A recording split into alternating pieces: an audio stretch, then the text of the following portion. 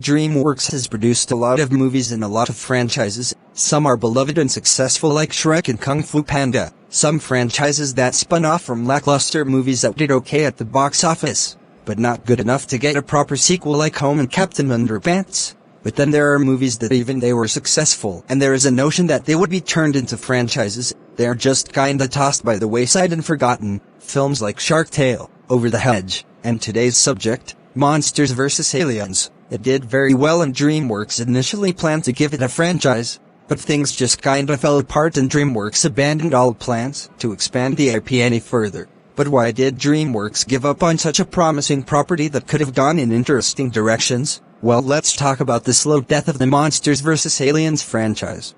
The idea for Monsters vs. Aliens came from directors Rob Letterman and Conrad Vernon, who wanted to make a parody movie that paid homage to classic B-movie monsters, such as Attack of the 50-Foot Woman, The Fly and Godzilla with a modern twist. They thought this film could have similar success as Shrek, since it is a spoof on classic stories. DreamWorks loved the concept and in 2009, Monsters vs. Aliens was released, and was one of the first modern animated movies to be presented in digital 3D. It was a huge success, making over $300 million.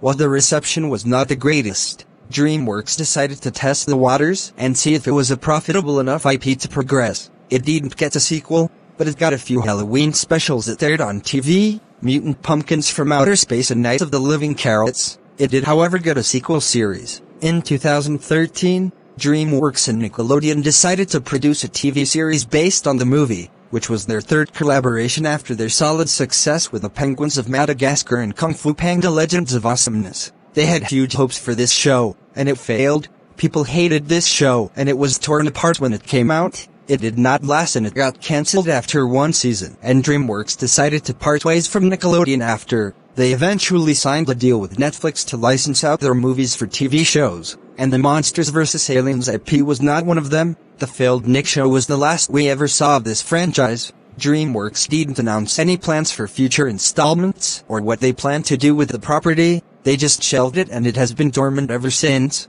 and that's the end of the series. So what happened? Why did this series never take off and become a franchise?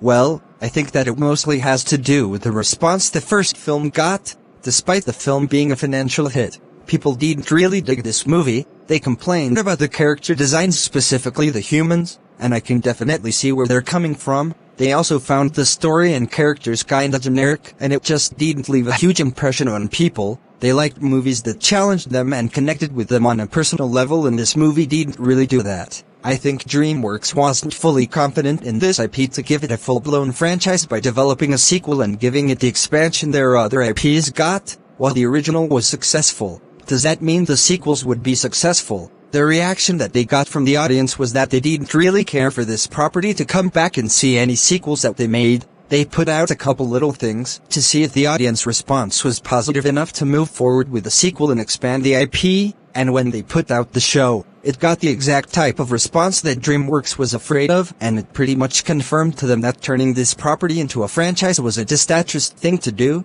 Another thing is, while the box office was solid and it did well, it didn't make the kind of money that made DreamWorks want to produce another one as soon as possible. This movie is a comparable case to the first Madagascar. People didn't like it, but it still did very well. But that movie made over $500 million and was made on a much smaller budget. Since most of the movie has these flashy 3D effects, I'm gonna assume that a sequel to this movie would have been just as expensive to produce, if not more. And for the kind of money the movie made, is it really worth risking a massive loss for a sequel?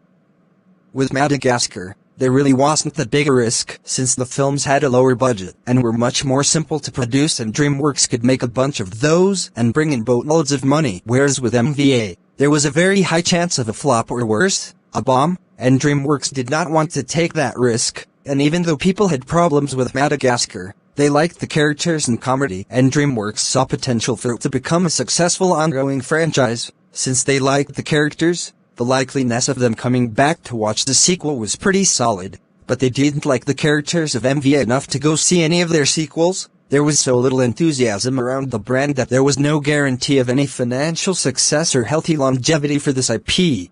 So they decided to move on to other things that would guarantee them success, like How to Train Your Dragon, and pretty much abandoned the IP and let it drift into obscurity and let it be forgotten, and they haven't looked back since. They have no intentions of ever making a sequel to this film, and this franchise is dead. Even more so than Cloudy with a Chance of Meatballs is that at least got a sequel. If DreamWorks had made a sequel, it probably wouldn't have done well and the loss would have been huge. Like Rise of the Guardians bad, and DreamWorks wasn't about to deal with another Sinbad situation, so they let the franchise go. They instead focused on producing sequels to Kung Fu Panda and How to Train Your Dragon, to which they all paid off big time, and DreamWorks had no need or desire to return to Monsters vs. Aliens. Overall, guys, the Monsters vs. Aliens was a promising idea for a franchise and it could have been good, but the IP was never given the proper time and development it needed to make it work. The movie wasn't structured very good, and because of that audiences were turned off to the notion of this ever becoming a franchise, let alone getting a sequel, and nobody cared about this world and characters, and because of that,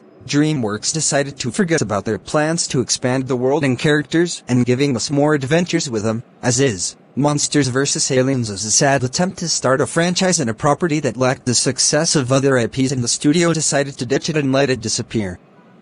If the movie was better, and it had a satisfying flow like Kung Fu Panda and Shrek did, then it could have easily been one of DreamWorks' biggest and best franchises of all time.